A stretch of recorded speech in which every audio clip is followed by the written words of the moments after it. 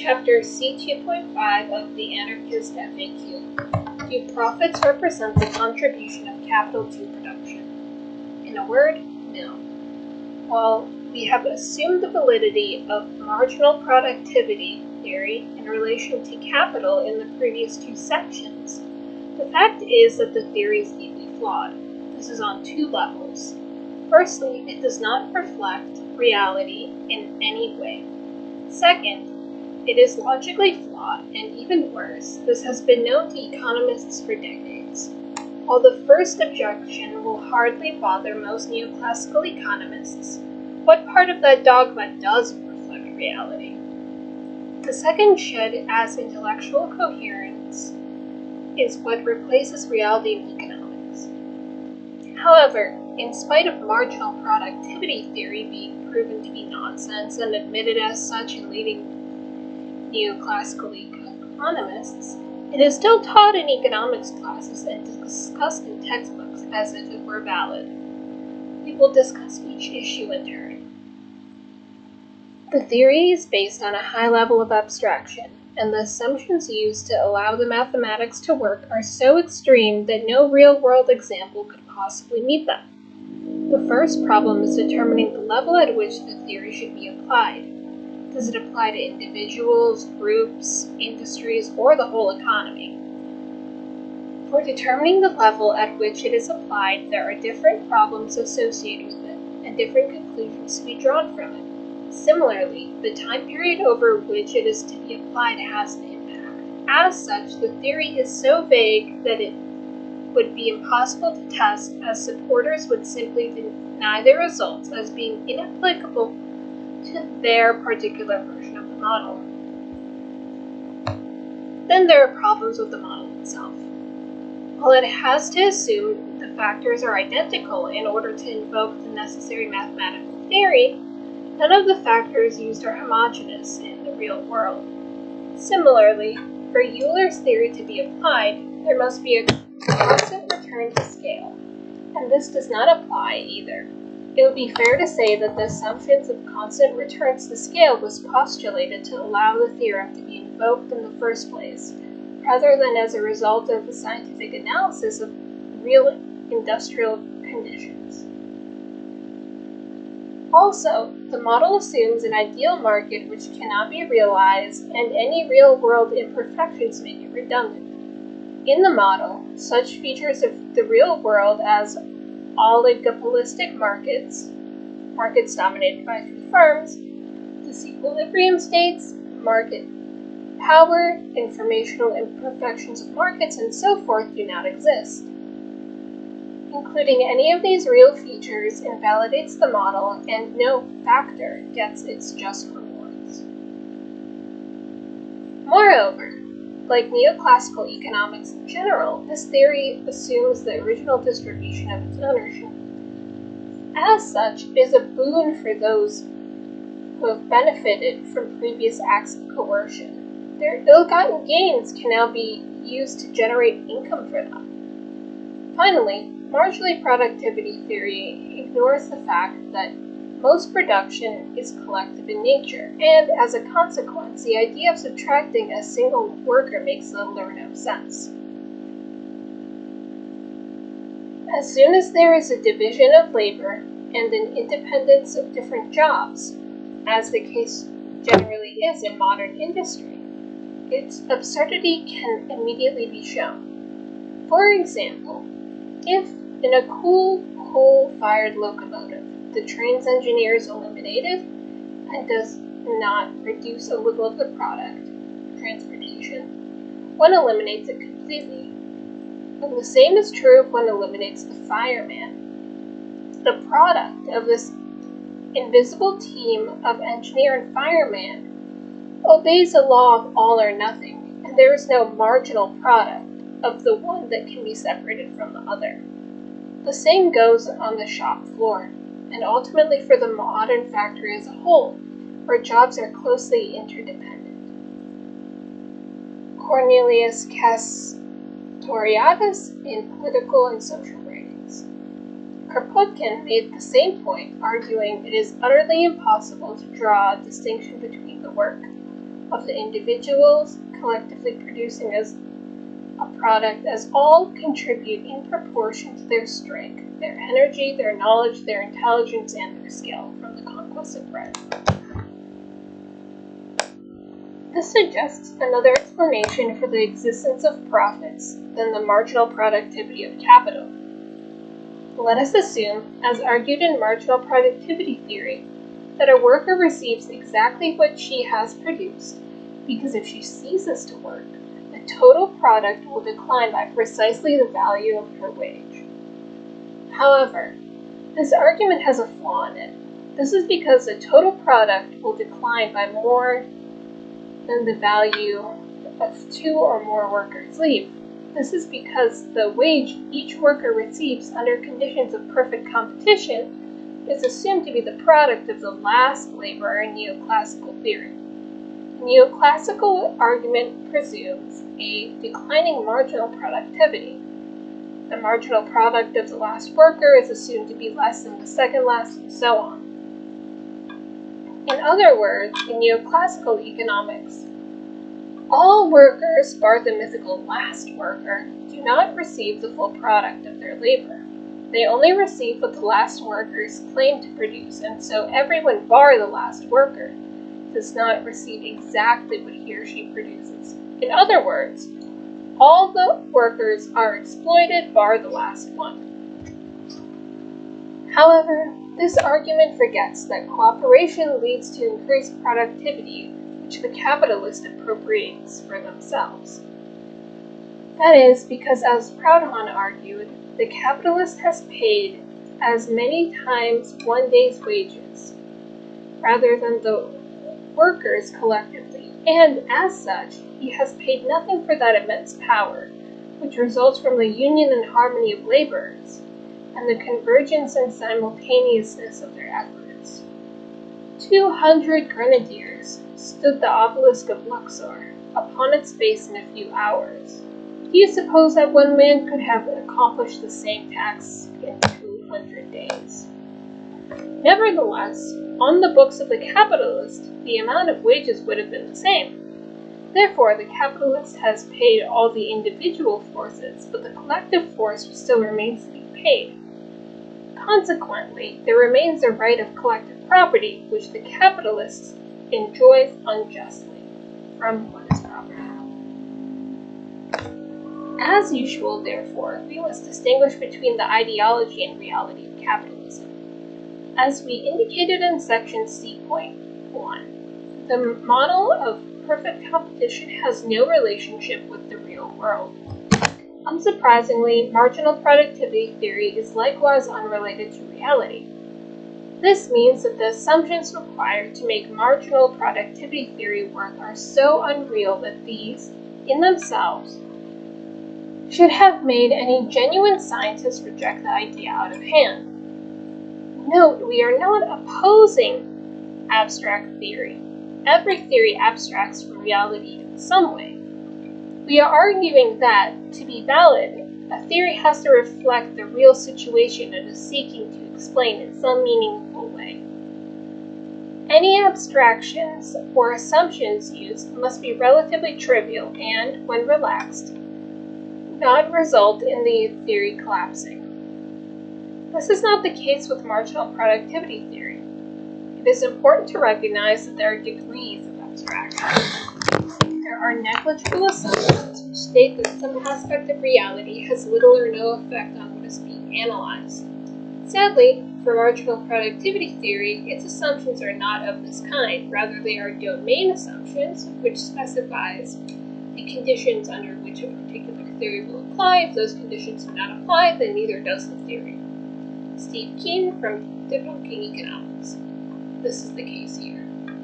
However, most economists will happily ignore this critique for, as noted repeatedly, basing economic theory on reality or realistic models is not considered a major concern by neoclassical economists. However, marginal productivity theory applied to capital is riddled with logical inconsistencies, which show that it is simply wrong. In the words of the noted left-wing economist Joan Robinson, The neoclassicals evidently had not been told that the neoclassical theory did not contain a solution of the problem of profits, or of the value of capital. They have erected a towering structure of mathematical theorems on a foundation that does not exist. Recently, in the 1960s, leading neoclassical economist Paul Samuelson was sufficiently candid to admit that the basis system does not hold, but the theorems go on pouring out just the same, from Contributions to Modern Economics. If profits are the result of private property and the inequality it produces, then it is unsurprising that neoclassical theory would be as foundationless as Robinson argues. After all, this is a political question, and neoclassical economics was developed to ignore such questions. Marginal productivity theory has been subject to intense controversy, precisely because it claims to show that labor is not exploited under capitalism, that each factor gets what it contributes to production. We will now summarize the successful criticism. The first major theoretical problem is obvious. How do you measure capital? In neoclassical economics, capital is referred to as machinery of all sorts, as well as the workplaces that house them. Each of these items, in turn, is made up of a multitude of other commodities, and many of these are assemblies of other commodities. So what does it mean to say, as in marginal productivity theory, that capital is varied by one unit? The only thing these products have in common is a price, and that is precisely what economics do use to aggregate capital. Sadly, though, shows that there is no meaning to be given to what quantity of capital apart from the rate of profit is, so that the contention that the marginal product of capital determining the rate of profit is meaningless. This is because argument is based on circular reasoning. For long period problems, we have to consider the meaning of the rate of profit on capital, the value of capital equipment reckoned as its future earnings, discounted at a rate of interest equal to the rate of profit, is equal to its initial cost, which involves prices including profit at the same rate of the value of the capital involved in producing it, allowing for depreciation at the appropriate rate over its life up to date. The value of a stock of capital equipment, therefore, involves the rate of profit. There is no meaning in a quantity of capital apart from the rate of profit from collected economic papers. Looking at it another way, neoclassical economics seeks to simultaneously solve the problem of production and income distribution. It attempts to show how the level of employment of capital and labor is determined, as well as how national income is divided between the two. The latter is done by multiplying the quantities of labor and capital by the equilibrium wage and interest rate respectively. In the long term, equilibrium conditions are governed by the net marginal productivity of each factor, with each supplied until its net marginal revenue is zero. This is why the market rate of interest is used as capital is assumed to have marginal productivity, and the existing market interest reflects that. Yet, in what sense can we say that capital has marginal productivity? How is a stock of capital to be measured? One measure is to take the present value of the income stream expected to accrue to capital owners. However, where does this discount rate and net income stream come from? To find a value for these, it is necessary to estimate a national income and the division of income between labor and capital. But that is what the analysis was meant to produce. In other words, the neoclassical theory requires assumptions which are, in fact, the solution. This means that the value of capital is dependent on the distribution of income. As there is no rationale offered for choosing one income distribution over another, the neoclassical theory does not solve the problem it set out to investigate, but rather simply assumes it away. It is a tautology. It asks how the rate of profit is determined and answers by referencing the quantity of capital in its marginal revenue product. When asked how these are determined, the reply is based on assuming a division of future income and the discounting of the returns of capital with the market rate of interest. That is, it simply says the market rate of interest is a function of the market rate of interest and an assumed distribution of the income. In other words, according to neoclassical theory, the rate of profit and interest depends on the amount of capital, and the amount of capital depends on the rate of profit and interest. One has to assume a rate of profit in order to demonstrate the equilibrium rate of return is determined. This issue is avoided in neoclassical economics simply by ignoring it. It must be noted that the same can be said of the Austrian concept of roundaboutness, as it is impossible to define one way of producing a commodity as more roundabout than another independently of the rate of profit.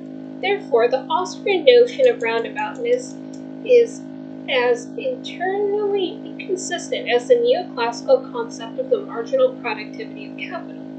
Stephen King in Debunking Economics.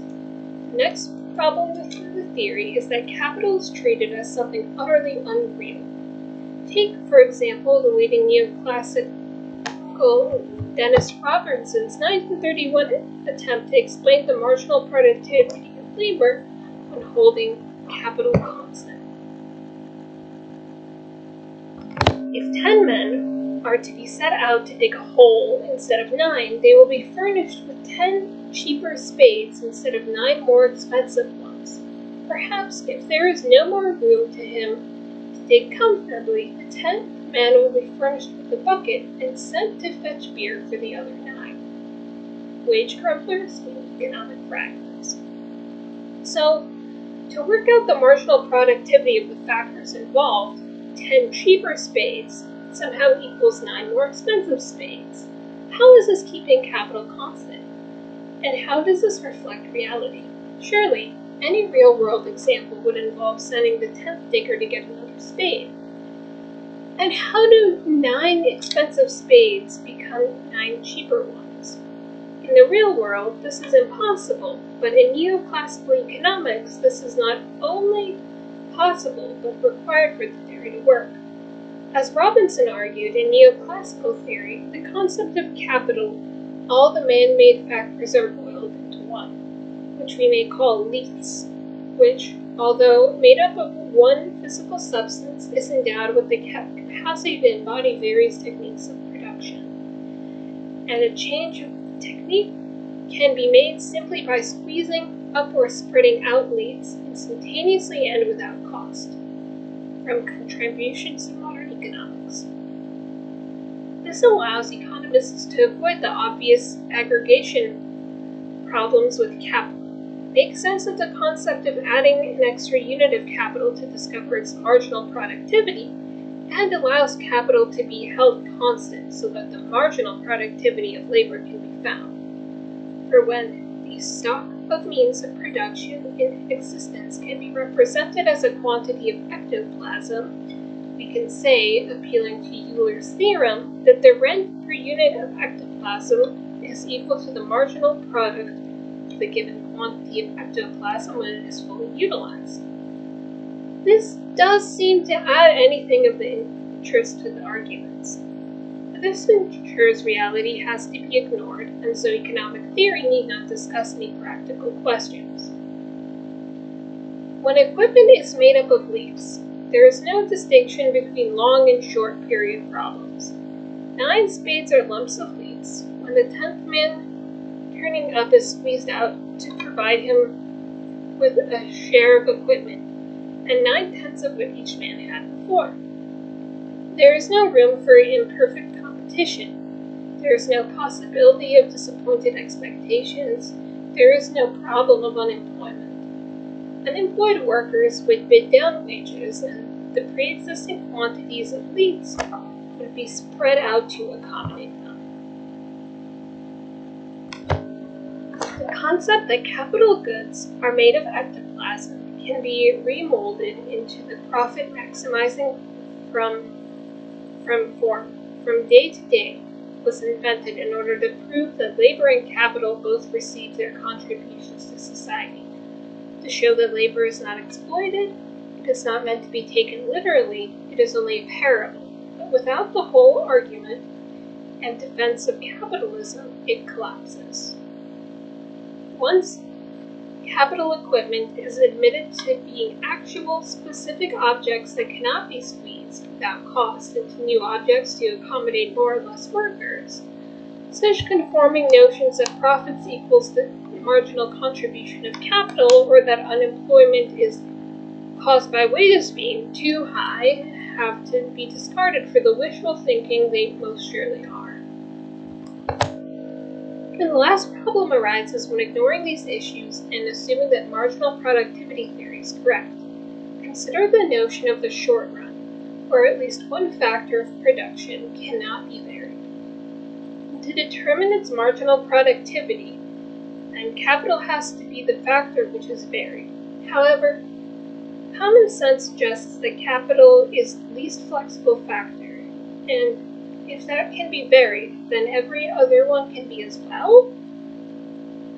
As dissident economist Pierre Sraffa argued, when a market is defined broadly enough, then the key neoclassical assumption that the demand and supply of a commodity are independent breaks down. This was applied by another economist, Amit Bhattacharya, to the capital market, which by nature is a broadly defined industry. Steve Keen usually summarizes these arguments, noting that at the aggregate level of the economy as a whole, the desired relationship, the rate of profit equals the marginal productivity of capital, will not hold true, as it only applies when the capital to labor ratio is the same in all industries, which is effectively the same as saying there is only one industry.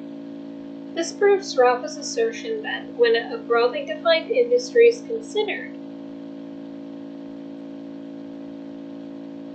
changes in its condition of supply and demand will affect the changes in distribution of income. This means that a change in the capital input will change the output, but it also changes the wage, the rate of profit, and as a result, the distribution of income is neither meritocratic nor determined by the market. The distribution of income is to some significant degree determined independently of marginal productivity and the impartial blades of supply and demand. To be able to work out prices, it is first necessary to know the distribution of income. There is therefore nothing sacrosanct about the prices that apply in the economy, and equally nothing sacrosanct about the distribution of income. It reflects the relative power of different groups in society.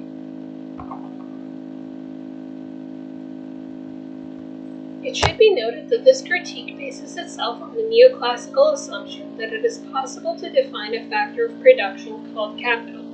In other words, even if we assume that neoclassical economic theory of capital is not circular reasoning, its theory of distribution is still logically wrong. So mainstream economics is based on a theory of distribution, which is utterly irrelevant to the real world and is incoherent when applied to capital. This would not be important, except that it is used to justify the distribution of income in the real world. For example, the widening gap between rich and poor, it is argued, simply reflects a market efficiently rewarding more productive people. Thus, the compensation for corporate chief executives climbs so sharply because it reflects their marginal productivity. Except, of course, the theory supports no such thing, except a make-believe world which cannot exist. Laissez-faire fairyland, anyone? It must be noted that the successful critique of neoclassical economics by dissident economists was first raised by Joan Robinson in the 1950s. It is usually called the Cambridge Capital Controversy. It is rarely mentioned these days, but while most economic textbooks simply repeat the standing theory, the fact is that this theory has been successfully debunked by dissident economists over 4 decades ago. As Steve Keen notes, while leading neoclassical economists admit that the critique was correct in the 1960s, today economic theory continues to use exactly the same concepts, which Sraffa's critique showed to be completely invalid. In spite the definitive capitulation by as significant an economist as Paul Samuelson, as he concludes, there is no better sign of the intellectual bankruptcy of economics than this. Why? Simply because the Cambridge Capital controversy would expose the student of economics to some serious problems with neoclassical economics, and they may start questioning the internal consistency of its claims.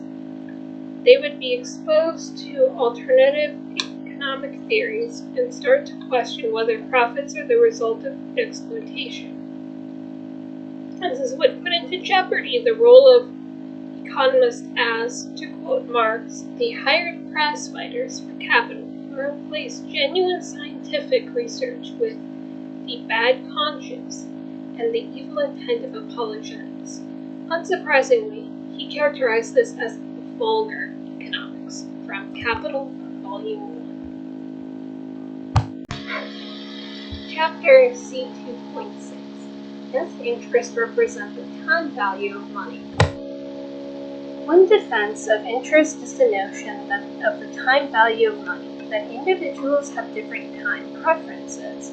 Most individuals prefer, it is claimed, to consume now rather than later, while a few prefer to save now on the condition that they can consume more later. Interest, therefore, is the payment that encourages people to defer consumption and so is dependent upon the subjective valuations of individuals. It is, in effect, an exchange over time, and so surplus value is generated by the exchange of present goods for future goods. Based on this argument, many supporters of capitalism claim that it is legitimate for the person who provides the capital to get back more than they put in because of the time value of money. This is because investment requires savings, and the person who provides those had to postpone a certain amount of current consumption and only agrees to do this if they get an increased amount later, a portion over time of the increased output that their savings make possible. This plays a key role in the economy, as it provides the funds from which investments can take place and the economy grow. In this theory, interest rates are based upon the time value of money, and the argument is rooted in the idea that individuals have different time preferences. Some economic schools, like the Austrian school, argue that the actions by banks and states to artificially lower interest rates by, for example, creating credit or printing money, create the business cycle, and this distorts the information about people's willingness to consume now or later rather than later, leading to an overinvestment and so a slip. The idea of doing nothing, not consuming, can be considered as productive says a lot about capitalist theory. However, this is beside the point, as the argument is riddled with assumptions and, moreover, ignores key problems with the notion that savings are always leading to investment. The fundamental weakness of the theory of time preference must be that it is simply an unrealistic theory and does not reflect where the supply of capital comes from. It may be appropriate to the decisions of households between savings and consumption, but the main source of new capital is previous profit under capitalism. For the motivation of making profits is not the provision of future means of consumption. It is profits for their own sake. The nature of capitalism requires profits to be accumulated into capital, for if capitalists did not consume, the system would break down. While from the point of view of the mainstream economists, such profit-making for its own sake is irrational, in reality it is imposed on the capitalist by capitalist competition. It is only by constant investing and by introducing new technology, work practices, and products can the capitalists keep their capital and income intact. Thus, the motivation of capitalists to invest is imposed on them by the capitalist system, not by a subjective evaluation between consuming more and later than now. Ignoring this issue and looking at the household savings, the theory still raises questions. The more obvious problem is that an individual's psychology is conditioned by the social situation they find themselves in. One's time preference is determined by one's social position. If one has more than enough money for current needs, one can more easily discount the future. For example, workers will value the future product of their labor less than their current wages simply because without those wages there will be no future. We will discuss this issue in more detail later and will not do so here. The second thing is, why should the supply price of waiting be assumed to be positive? If the interest rate simply reflects a subjective evaluation of individuals, then surely it could be negative or zero. Deferred gratification is as plausible a psychological phenomenon as the overvaluation of present satisfactions, while uncertainty is likely to produce immediate consumption as it is to produce provisions for the future savings. Thus, Joan Robinson. The rate of interest, excess of repayment over an original loan, would settle at the level which equated supply and demand for loans. Whether it was positive or negative would depend upon whether spendthrifts or prudent family men happened to predominate in the community. There is no a priori assumption in favor of a positive rate. Thus, the rate of interest cannot be accounted for as the cost of waiting. The reason why there is always a demand for loans at positive rates of interest in an economy where there is property of the means of production and the means of production are scarce is that finance expended now can be used to employ labor in productive processes, which will yield a surplus in the future over the costs of production. Interest is positive because profits are positive, though at the same time the cost and difficulty of obtaining finances play a part in keeping productive equipment scarce and so contribute to maintaining the level of profits from contributions to modern economics. It is only because money provides the authority to allocate resources and exploit wage labor that money now is more valuable. We know that mere savings itself brings in nothing, so long as the pence saved are not used to exploit. Kropotkin in The Conquest of Bread. The capitalist does not supply time, as the time value theory argues. The loan provides authority and power, and so the interest rate does not reflect time preference, but rather the utility of the loan to capitalists, whether it can be used to successfully exploit labor. If the expectations of profits by capitalists are low, as in, say, during the Depression, loans would not be desired no matter how low the interest rate became. As such, the interest rate is shaped by the general profit level, and so be independent of the time preference of individuals. And then there is the problem of circularity. In any real economy, interest rates obviously shape people's savings decisions.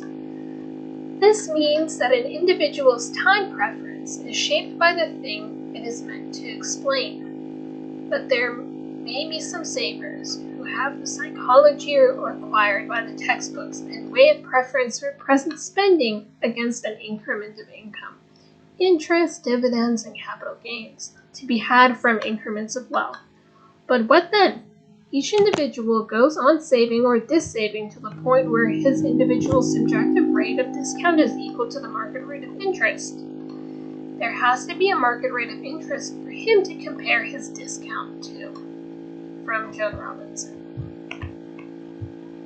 Looking at the individuals whose subjective evaluations allegedly determine the interest rate, there is a critical question of motivation. Looking at lenders, how do they really charge interest because they would rather spend money later than now? Hardly their motivation is far from more complicated than that. it is doubtful that many people actually sit down and work out how much their money is going to be worth to them a year or more from now. Even if they did, the fact is that they really have no idea how much it will be worth. The future is unknown and uncertain, and consequently, it is implausible that time preference plays a determining role in the decision-making process.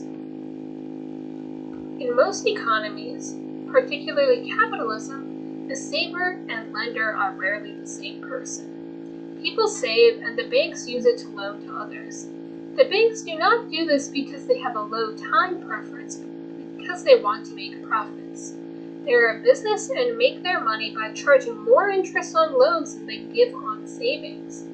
Time preference does not enter into it, particularly as to maximize profits, bank loans out more on credit than they have in savings, and consequently make the actual interest rate totally independent of the rate of time preference would give in theory.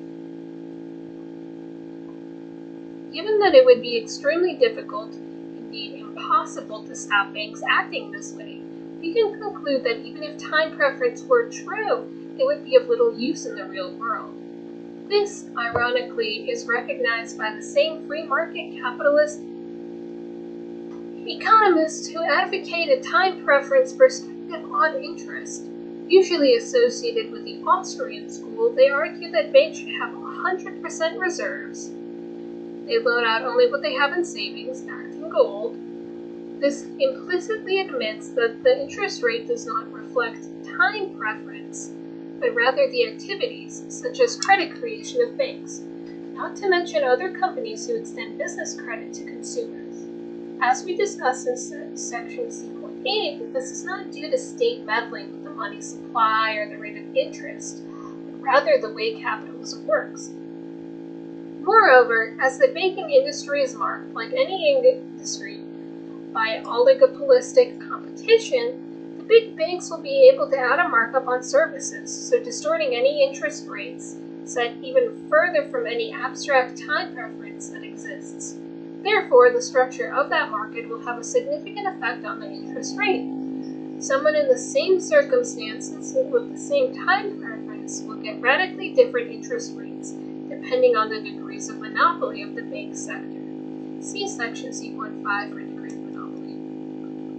As an economy with a multitude of small banks, implying low barriers of entry, will have different interest rates than one with a few big firms, implying high barriers. If banks are forced to have 100% gold reserves, as desired by many free market capitalists, then these banks may be even higher. As such, it is highly unlikely that time preference, rather than market power, is a more significant factor in determining interest rates in any real-world economy. Unless, of course, the rather implausible claim is made that the interest rate would be the same no matter how competitive the banking market was, which, of course, is what the time preference argument does imply. Nor is time preference that useful when we look at the saver. People save money for a variety of motives, few, if any, of which have anything to do with time preferences. The common motive is, unsurprisingly, uncertainty about the future. Thus, people put money into a savings account to cover possible mishaps and unexpected developments, as in saving for a rainy day. Indeed, in an uncertain world, future money may be its own reward for immediate consumption is often a risky thing to do, as it reduces the ability of the consume in the future. For example, workers facing unemployment in the future could value the same amount of money more than now. Given that the future is uncertain, many save precisely for precautionary reasons, and increasing current consumption is viewed as disutility, as it is risky behavior. Another common reason would be to save because they do not have enough money to buy what they want now. This is particularly the case with working-class families who face stagnating or falling income or face financial difficulty. Again, time preference does not come into it, as economic necessity forces the borrower to consume more now in order to be around it in the future. Therefore, money lending is, for the poor person, not a choice between more consumption now or less later, and less consumption now or more later. If there is no consumption now, there will not be any later. So, not everybody saves money because they want to be able to spend more at a future date. As for borrowing, the real reason for it is necessity produced by the circumstances people find themselves in. As for their lender, their role is based on generating a current and future income stream, like any business. So if time preference seems unlikely for the lender, it seems even more unlikely for the borrower or saver. This, while there is an element of time involved in decisions to save, lend, and borrow, it would be wrong to see interest as the consequence of time preference. More people do not think of it in terms of it, and therefore predict their behavior would be silly. At the root of the matter, and for that the vast majority of cases in a capitalist economy, an individual's time preference is determined by their social circumstances, the institutions which exist, uncertainty, and a host of other factors. As inequality drives time preferences, there is no reason to explain interest rates by the latter rather than the former, unless of course you are seeking to rationalize and justify the rich getting richer. Ultimately, interest is an expression of inequality, not exchange. If there is chicanery afoot in calling money now a different good than money later, it is by no means harmless, for the intended effect is to subsume money lending under the normative rules of exchange. But there are obvious differences. For a normal commodity exchange, both parties have something, while loaning, he has something you don't. So inequality dominates the relationship. He has more than you have now, and he will get back more than what he gives. Schweikart in Against Capitalism. While the theory is less than ideal, the practice is a little better. Interest rates have numerous perverse influences in any real economy. In neoclassical and related economics, saving does not have a negative impact on the economy, as it is argued that non-consumed income must be invested. While this could be the case when capitalism was young, when the owners of firms plowed their profits back into them, as financial institutions grew, this became less so. Saving and investment became difficult activities, governed by the rate of interest. If the supply of savings increased, the rate of interest would drop, and capitalists would invest more. If the demand for loans increased, then the interest rate would rise, causing more savings to occur. While the model is simple and elegant, it does have its flaws. These are first analyzed by Keynes during the Great Depression of the 1930s. Depression which the neoclassical model said was impossible. For example, rather than bringing investment into line with savings, a higher interest can cause savings to fall, as household savings, of course, and mainly saving up to spend later, and it is likely to respond the wrong way. A higher rate of return means that less savings is necessary to get a given pension or whatever.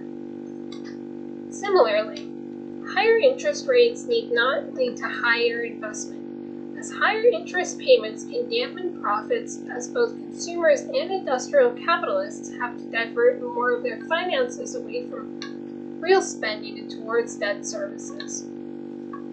The former causes a drop in demand for products, while the latter leaves less for investing. As argued by Keynes, the impact of saving is not as positive as some like to claim.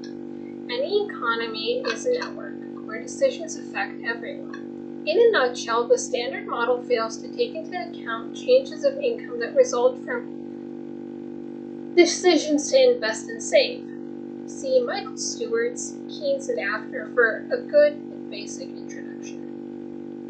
This means that if some people do not consume now, demand falls for certain goods. Production is turned away from consumption goods, and this has an effect on all. Some firms will find their sales failing and may go under, causing rising unemployment, or, to put it slightly differently, aggregate demand. And so aggregate supply is changed when some people postpone consumption, and this affects others. The decrease in the demand for consumer goods affects the producers of these goods.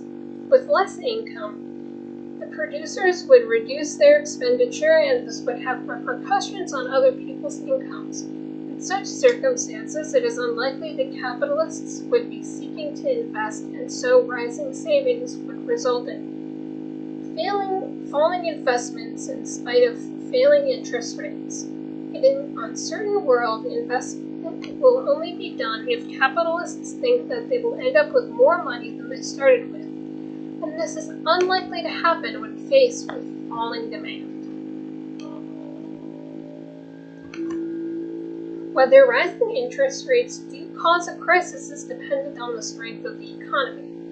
During a strong expansion, a modest rise in interest rates may be outweighed by rising wages and profits.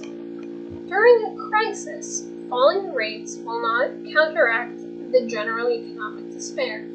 Keynes aimed to save capitalism from itself and urged state intervention to counteract the problem associated with free market capitalism. As we discussed in C2.5-2.7, this ultimately failed partly due to the mainstream economists gutting Keynes's work of key concepts which were incompatible with it, partly due to Keynes's own incomplete escape from neoclassical economics, due to the unwillingness of rentiers to agree to their own enthusiasm, but mostly because capitalism is inherently unstable due to the hierarchical, and so oppressive and exploitative, organization of production. Which raises the question of whether someone who saves deserves a reward for doing so. Simply put, no. Why? Because the act of saving is no more an act of production than is purchasing a commodity. Most investment comes from retained profits, and so the analogy is valid. Clearly, the reward for purchasing a commodity is that commodity. By analogy, the reward for saving should not be interest but one's savings, the ability to consume at a later stage. Particularly as the effect of interest rates and savings can have such negative impacts on the rest of the economy, it seems strange to say the least to reward people for helping to do so. Why should someone be rewarded for a decision which may cause companies to go bust, so reducing the available means of production, as reduced demand results in job losses and idle factories? Moreover, this problem becomes even more acute the richer or more inegalitarian the society becomes, since wealthy people tend to save more money than poor people. Schweikart from After Capitalism. Supporters of capitalists assume that people will not save unless promised the ability to consume more at a later stage. Yet close examination of this argument reveals its absurdity. People in many different economic systems save in order to consume later. But only in capitalism is it assumed that they need a reward for it beyond the reward of having those savings available for consumption later. The peasant farmer defers consumption in order to have grain to plant next year. Even the squirrel defers consumption of nuts in order to have a stock through the winter. Neither expects to see their stores increase in size over time. Therefore, saving is rewarded by saving, as consuming is rewarded by consuming. In fact, the capitalist explanation for interest has all the hallmarks of apologetics. It is merely an attempt to justify an activity without carefully analyzing it. To be sure, there is an economic truth underlying this argument for justifying interest, but the formulation by supporters of capitalism is inaccurate and unfortunate. There is a sense in which waiting is a condition for capital increase, though not for capital per se. Any society which wishes to increase its stock of capital goods may have to postpone some gratification. Workplaces and resources turned over to producing capital goods cannot be used to produce consumer items after all. How that is organized differs from society to society. So, like most capitalist economics, there is a grain of truth in it, but this grain of truth is used to grow a forest of half-truths and confusion. As such, this notion of waiting only makes sense in a Robinson Crusoe-style situation, and not in any real form of real economy.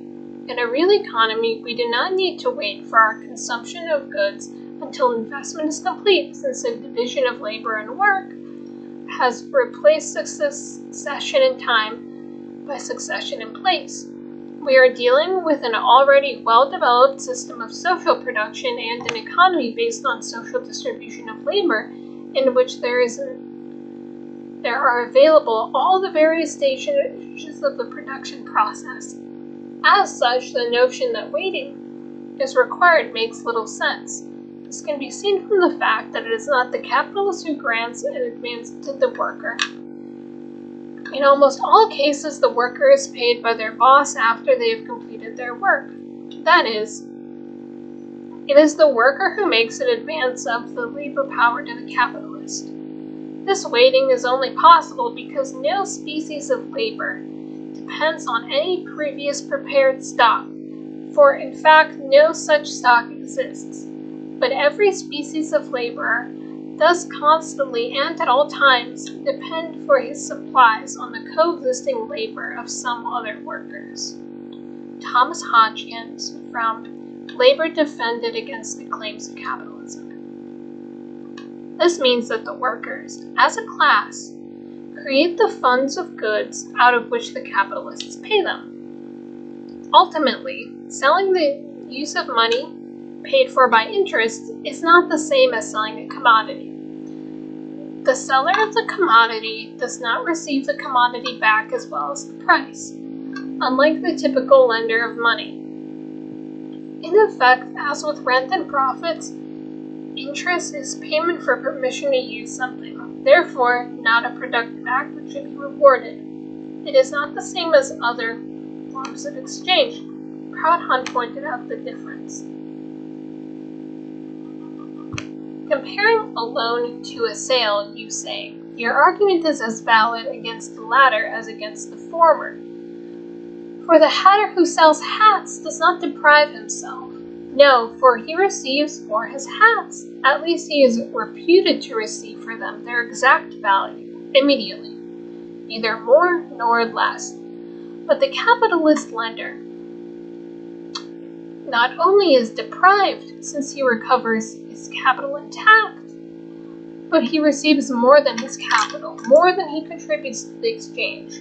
He receives, in addition to his capital, an interest which represents no positive product on his part. Now, a service which costs no labor to him who renders it as a service which may become gratuitous. Interest and principal, the circulation of capital, not capital itself, gives birth to progress. The reason why interest rates do not fall to zero is due to the class nature of capitalism, not time preference. That is ultimately rooted in social institutions can be seen from von Bacher's acknowledgement that monopoly can result in exploitation by increasing the rate of interest above the rate specified by time preference. Now, of course, the circumstances unfavorable to buyers may be corrected by active competitors among sellers, but every now and again something will suspend the capitalists' competition, and those unfortunates who whom fate has thrown on a local market ruled by monopoly, are delivered over to the discretion of the adversary. Hence, direct usury, of which the poor borrower is only too often the victim, and hence low wages forcibly exploited from the workers.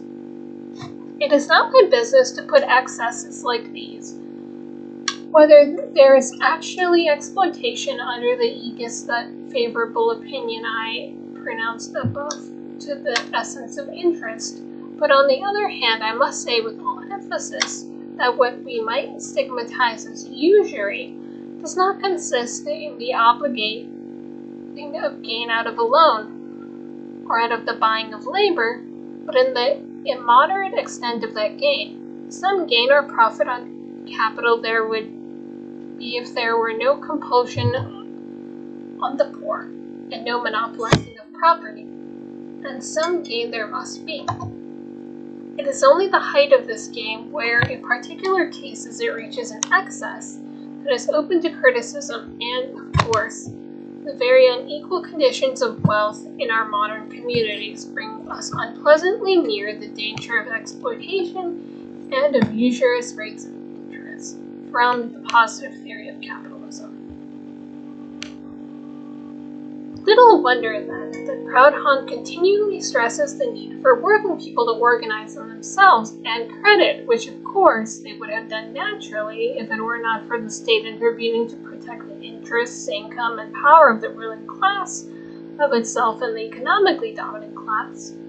If, as Baumgartner admitted, interest rates could be high due to institutional factors, then surely they do not reflect the time preference of individuals. This means that they could be lower, effectively zero, if society organized itself in the appropriate manner. The need for savings could be replaced by, for example, cooperation and credit, as already exists, in part in any developed economy. Organizing these could ensure a positive cycle of investment, growth, and savings. Keynes, it should be noticed, praised Proudhon's follower Silvio Gesell in general theory. For a useful discussion, see Dudley Dillard's essay Keynes and Proudhon in the Journal of Economic History in Volume 2, Number 1, pages 63 to 76. Thus, the key flaw in the theory is that of capitalist economics in general.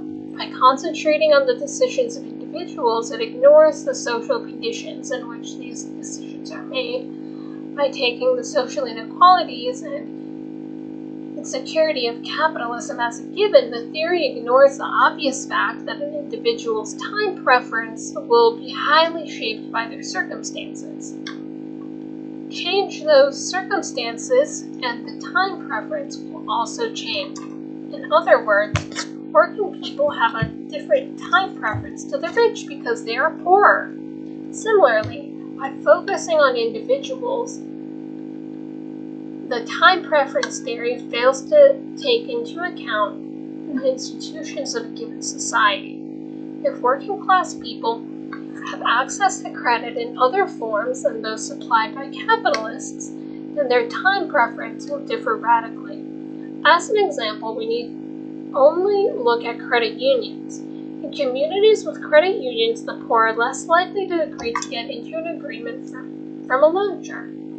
It seems unlikely, to say the least, that the time preference of those involved has changed. They are subject to the same income inequalities and pressures as before, but by uniting with their fellows, they give themselves better alternatives. As such, time preference is clearly not an independent factor. This means they cannot be used to justify capitalism or the change of interests. It simply says, in effect, that in a society marked by inequality, the rich will charge the poor as much interest as they can get away with. This is hardly a sound basis to argue that charging interest is an unjust or universal fact. It represents It reflects social inequality, the way a given society is organized, and the institutions it creates. Put another way, there is no natural rate of increase, which represents the subjective time preferences of abstract individuals whose decisions are made without any social influence. Rather, the interest rate depends on the conditions and institutions within the economy as a whole. The rate of interest is positive under capitalism because in a class society marked inequality in power, not because of the time preference of abstract individuals. In summary, providing capital and charging interest are not productive acts, as Proudhon argued. All rent received, nominally as damages, but really as payment for a loan, is an act of property, of robbery. From What is Property? Chapter C2.7 Are interest and profit not the reward for wage? Another defense of surplus value by capitalist economists is also based on time. This argument is related to the time preference one we have discussed in the last section, and is likewise rooted in the idea that money now is different than money later. And as a consequence, surplus value represents, in effect, an exchange of present goods for future ones. This argument has two main forms, representing on whether it is interest or profits which are being defended, but both are based on this perspective. We will discuss each in turn.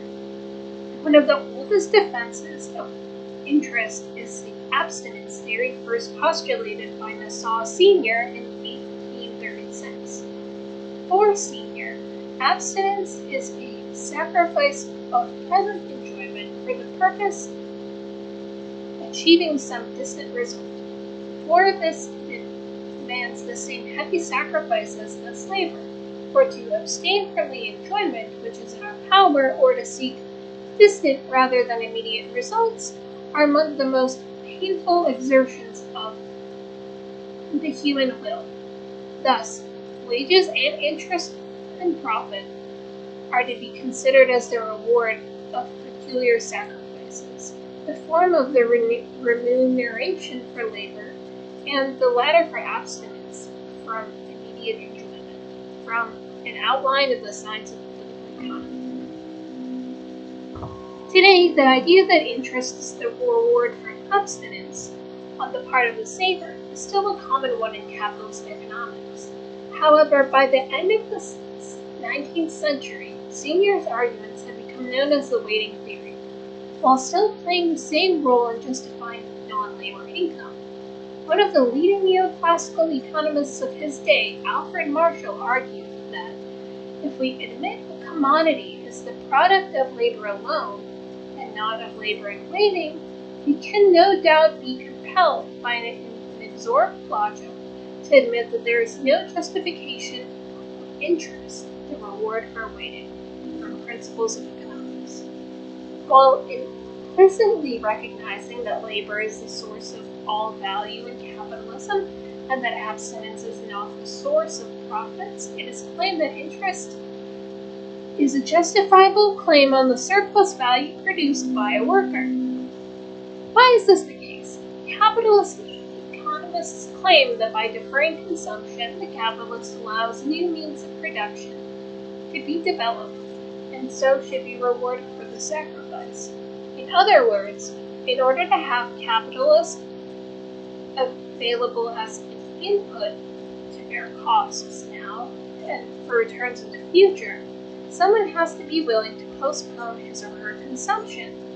That is a real cost, and one that people will pay only if rewarded for it.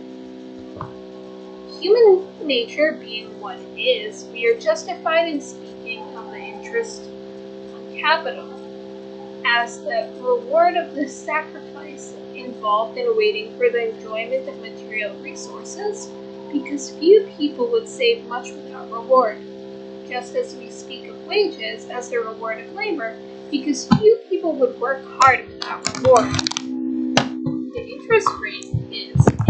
classical economic theory, set when the demand for loans meets the supply of savings. The interest rate stems from the fact that people prefer present spending over future spending. If someone borrows 200 euros for 1 year at 5%, this is basically the same as saying that they would rather have 200 now than 210 a year from now.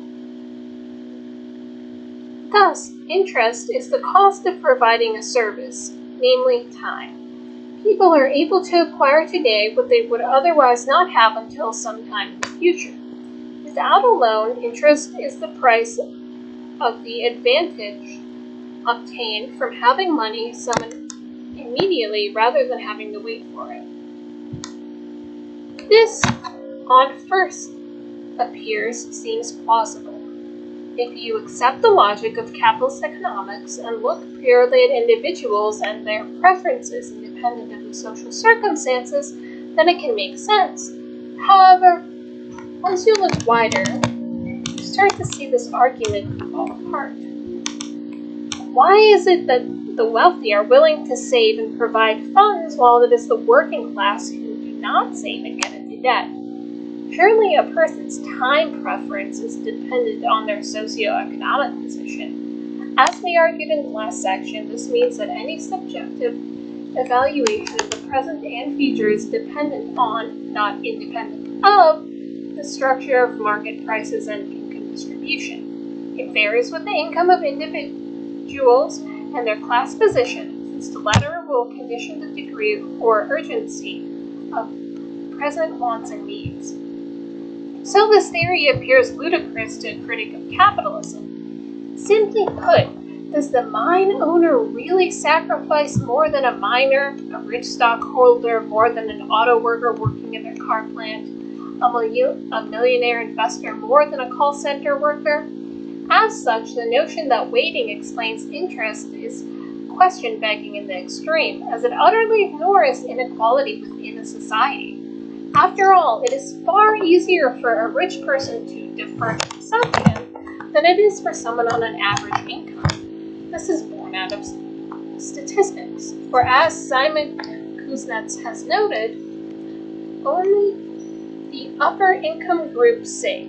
The total savings of groups below the top decile are fairly close to zero from economic growth and structure.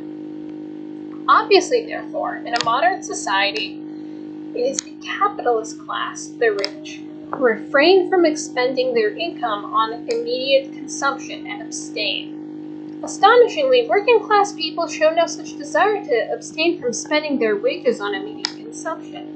It does not take a genius to work out why, although many economists have followed Senior in placing the blame on working class abstinence on poor education rather than, say, the class system they live in. For Senior, the worst educated classes were always the most improvident and consequently the least abstinent. Therefore, the plausibility of interest as payment for the pain of deferring consumption rests upon the premise that the typical saving unit is a smaller medium-income household.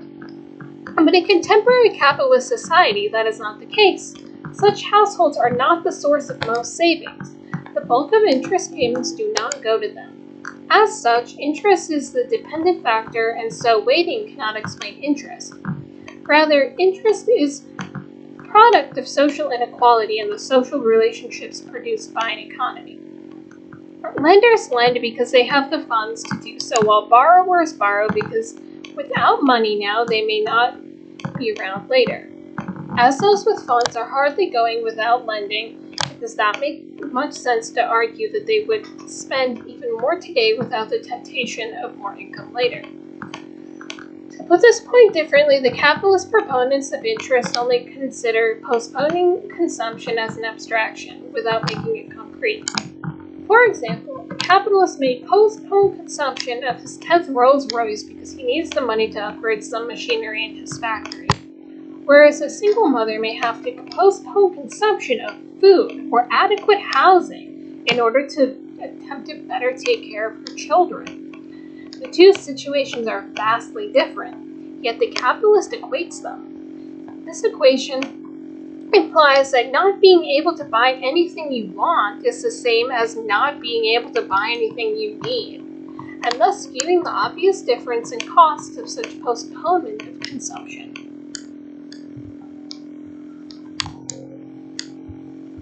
Thus, Proudhon's comment that the loaning of capital does not involve an actual sacrifice on the part of the capitalist, and so does not deprive himself of the capital which he lends. He lends it, on the contrary, precisely because the loan is not a deprivation to him. He lends it because he has no use for it himself. Being sufficiently provided with capital without it, he lends it, finally, because he neither intends nor is able to make it valuable to him personally.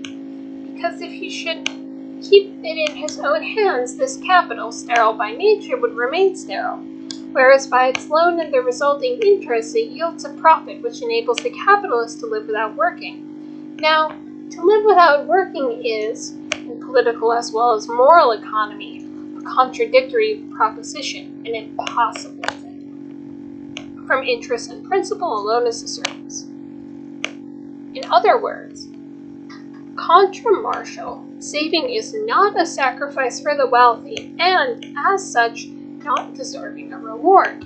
As Proudhon goes on, the proprietor who possesses two estates, one at Tours, the other at Orleans, and who is obliged to fix his residence on the one to use this, and consequently to abandon his residence on the other, can this proprietor claim that he deprives himself of anything because he is not, like God, ubiquitous in action and presence? As well say that we who live in Paris are deprived of a residence in New York? Confess, then, that the privation of the capitalist is akin to that of the master who has lost his slave, to that of the prince expelled by his subjects, to that of the robber who, wishing to break into a house, finds the dogs on the watch and the inmates at the windows. Given how much income this absence or waiting results in, we can only conclude that it is the most painful of decisions possible for multimillionaires to decide not to buy that fifth house and instead save the money. The effort to restrain themselves from squandering their entire fortunes all at once must be staggering. In the capitalist's world, an industrialist who decides not to consume part of their riches suffers a cost equivalent to that of someone who postpones consumption of their meager income to save income to get someone they need. Similarly, if the industrialist earns 100 times more in interest than the wage of the worker who toils in their workplace, the industrialist suffers 100 times more discomfort living in his palace than, say, the coal miner does working at the coal factory in dangerous conditions, or the worker stuck in a boring job they hate. The disutility of postponing consumption while living in luxury is obviously 100 times greater than the disutility of, say, working for a living, and so should be rewarded appropriately. As there is no distinct relationship between interest received and the sacrifice involved, if anything, it is an inverse relationship. The idea that interest is the reward for waiting is simply nonsense. You need to be no anarchist to come to this obvious conclusion. It was admitted by a leading capitalist economist, and his argument simply echoes Proudhon's earlier critique. The existence and height of interest by no means invariably corresponds with the existence and height of sacrifice of abstinence. Interest, in exceptional cases, is received where there has been no individual sacrifice or abstinence. High interest often got where the sacrifice of abstinence is very trifling, as in the case of a millionaire, and low interest is often got when the sacrifice entailed by the abstinence is very great.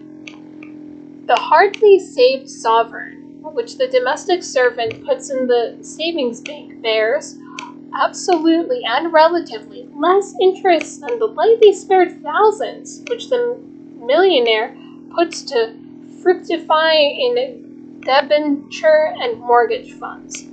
These phenomena fit badly into a theory which explains interest quite universally as a wage of abstinence. Eugene von Bomba work, Capital and Interest. All in all, as Joan Robinson pointed out, that the rate of interest is the reward for waiting, but waiting only means owning wealth. In short, a man who refrains from blowing his capital in orgies and feasts can continue to get interest on it. This seems perfectly correct, but as a theory of distribution, it is only a circular argument. Contributions to Modern Economics.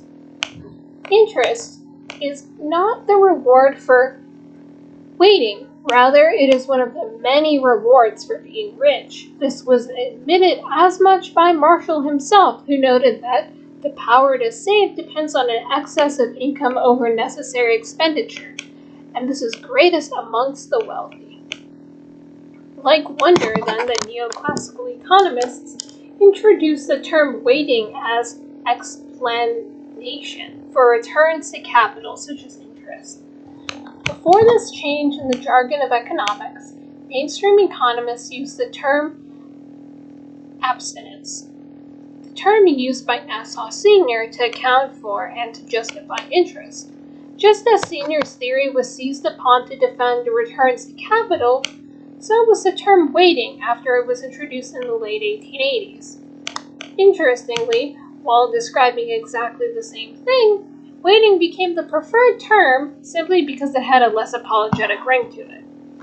Both describing the sacrifice of present pleasure for the sake of future, yet, according to Marshall, the term abstinence was liable to be misunderstood, because there were too many wealthy people around who received interest and dividends without ever having abstained from anything. As he admitted, the greatest accumulators of wealth are very rich persons, some of whom live in luxury and certainly do not practice abstinence in that sense of the term in which it is convertible with abstentiousness. So he opted for the term waiting because there was advantage to its use to describe the accumulation of wealth as the result of a postponement of enjoyment.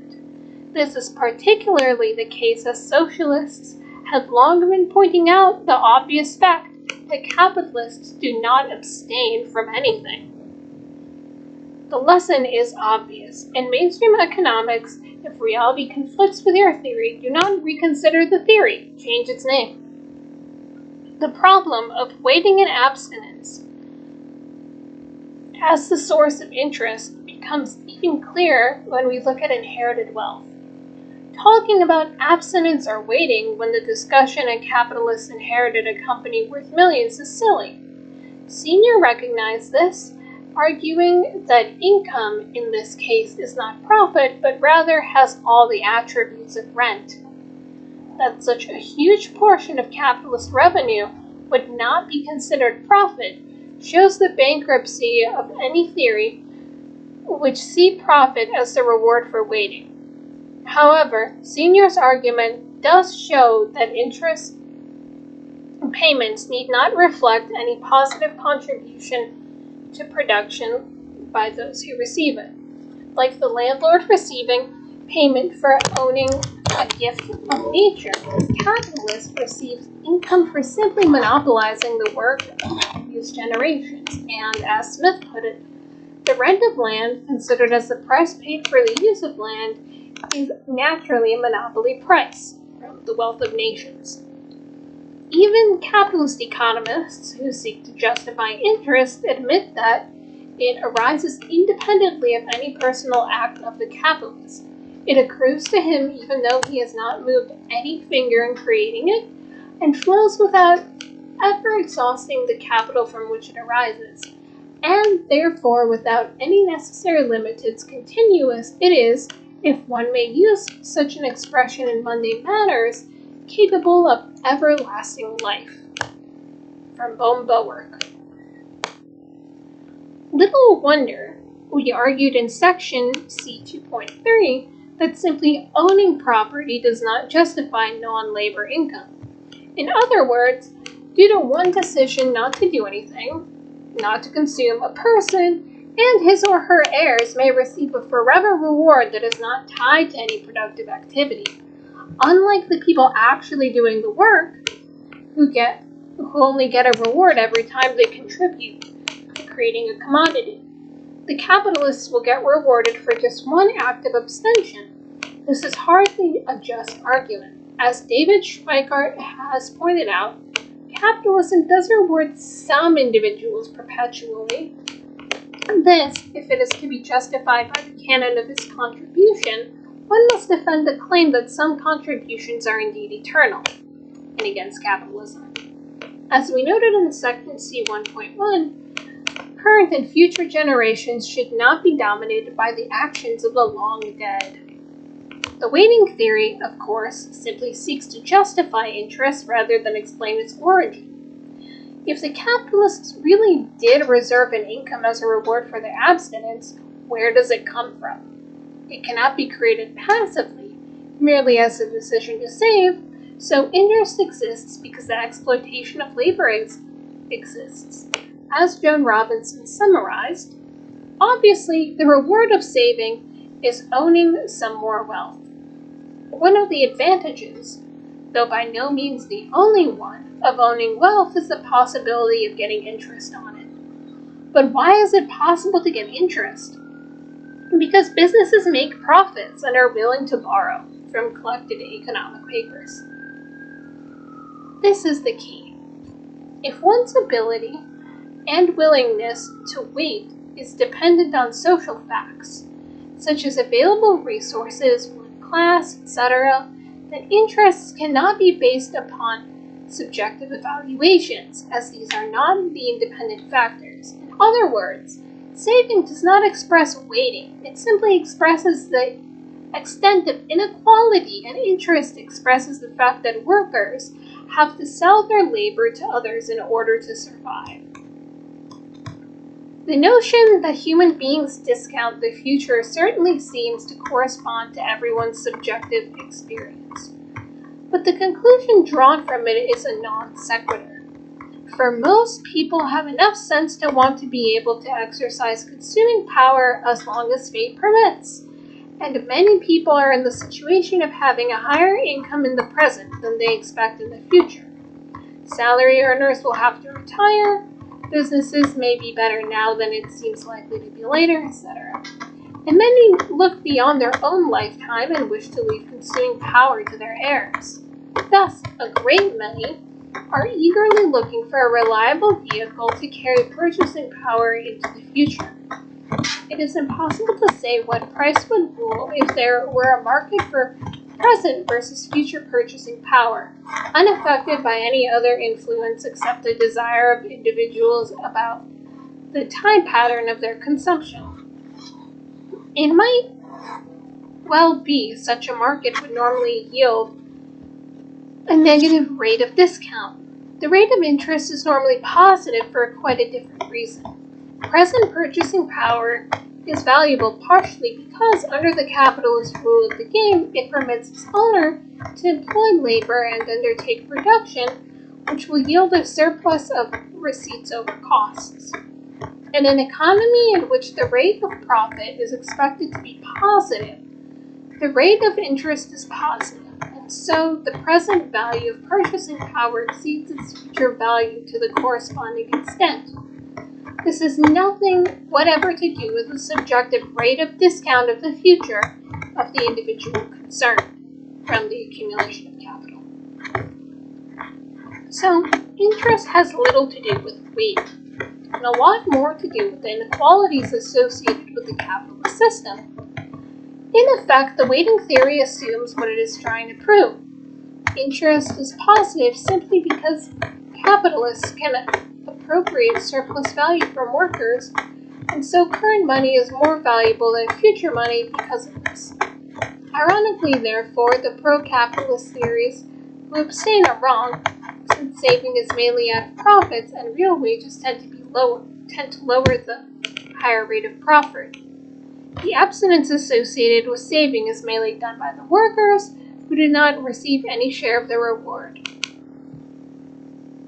In other words, waiting does not produce a surplus, labor does. As such, to say that those who hold financial instruments can lay claim to a portion of the social product by abstaining or waiting provides no explanation of what makes the production process profitable, and hence to what extent interest, claims, or dividends can be paid. Reliance on waiting theory of the return to capital represented nothing less than a reluctance of economists to confront the sources of value creation and analyze the process of economic development. William Lazonick, from Competitive Advantage on the Shop Floor. This would involve having to analyze the social relationships between workers and managers and bosses on the shop floor, which would be to bring into question the whole nature of capitalism and any claims it was based upon freedom. To summarize, the idea that interest is the reward for waiting simply ignores the reality of class society and, in effect, rewards the wealthy for being wealthy. Neoclassical economics implies that being rich is the ultimate disutility. The hardships, sacrifices of having to decide to consume or invest their riches weighs as heavily on the elite as they do on the scales of utility. Compared to, say, working in sweatshops, fearing maximizing leisure, or not having to worry about savings, as your income just covers your outgoings, it is clear which are the greater sacrifices, and which are rewarded accordingly under capitalism. And much the same argument can be applied to time preference theories of profit. These argue that profits are the result of individuals preferring present goods to future ones. Capitalists pay workers wages, allowing them to consume now rather than later. This is the proving of time, and this is rewarded by profits. The principle was first clearly stated by Eugene von Bombauer and has been taken as the basis of the Austrian School of Capitalist Economics. See section C1.6. After rejecting past theories of interest, including, as noted above, abstinence theories, which he concluded the socialists were right to mock, von Lewerk argued that profits could only be explained by means of time preference. The loan is a real exchange of present goods against future goods. Present goods invariably possess a greater value than future goods of the same number and kind, and therefore a definite sum of present goods can, as a rule, only be purchased by a larger sum of future goods. Present goods produce an agio in future goods. This agio is interest. It is not a separate equivalent for a separate and durable use of the loaned goods, for that is inconceivable. It is part equivalent of the loan sum, kept separate for practical reasons. The replacement of the capital, the interest constitutes the full equivalent from capital and interest. For him, the time preference alone is the reason for profit and interest due to the relatively low value of future goods compared to present goods. Capital goods, although already present in their physical state, are really future goods, and their economic nature is labor. This means that workers are paid the amount their labor creates in terms of future goods, not current goods. This difference between the high value of current goods and low value of future goods is the source of surplus value. This, and nothing else, is the foundation of the so-called cheap buying of production instruments, and especially of labor, which the socialists rightly explain as the source of profit on capital, but wrongly interpret as the result of a robbery or exploitation of the working classes by the proprietor class, from the positive theory of capital. The capitalists are justified in keeping this surplus value because they provided the time required for the production process to occur. Thus, surplus value is a product of an exchange, the exchange of present goods for future ones. The capitalists bought labor at its full present value, the value of its future product, and so there is no exploitation as the future goods are slowly maturing during the process of production and can then be sold, and its full value as a present commodity. Profit, like interest, is seen as resulting from varying estimates of the present and future needs. As should be obvious, our criticism of the weighting theory of interest applied to the justification of profits. Money in itself does not produce profit any more than interest. It can only do that when investment in actual means of production, which are put to work by actual people. As such, time preference only makes sense in an economy where there is a class of propertyless people who are unable to wait for future goods, as they would have died of starvation long before they arrived. So, it is the class position of workers which explains their time preferences. Bumblework himself acknowledged. Thus, capitalism was marked by an enormous number of wage earners who cannot employ their labor remuneratively by working on their own account, and are accordingly, as a body, inclined and ready to sell the future product of their labor for a considerably less amount of present goods. So, being poor means that they lack their resources to wait for future goods, and so became dependent as a class on those who do so. This was, in his opinion, sole ground of that much talked of and that much deplored dependence of labor on capitalists. It is only because the laborers cannot wait till the roundabout process delivers products ready for consumption that they become economically dependent on capitalists who already hold in their possession what we have called the intermediate products. Bumblework, ironically, simply repeats, although in different words, and agrees with the socialist critique of capitalism, which, as we discussed in section C2.2, is also rooted in the class dependence of workers to capitalists. Bakunin, for example, argued that the capitalists were profiting by the economic dependence of the worker in order to exploit them by turning the worker into a subordinate, from the political philosophy of Bakunin. The difference is that Bumblework thinks that the capitalists deserve their income from wealth, while anarchists, like other socialists, argue that they do not, as they are simply being rewarded for being wealthy. Bumblework simply cannot bring himself to acknowledge that an individual's psychology, their subjective evaluations, are conditioned by their social circumstances, and so cannot comprehend the class characteristics of capitalism and profit. After all, a landless worker will, of course, estimate the sacrifice of or disutility of selling their labor to a master as much less than the peasant farmer or artisan who possesses their own land or tools. The same can be said of workers organized into a union.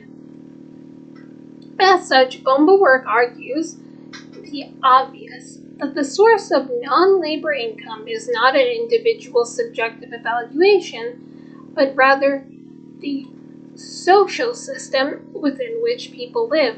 The worker does not sell her labor power because she underestimates the value of future goods, but because she lacks the means of obtaining any sort of goods at all except the selling of her labor power.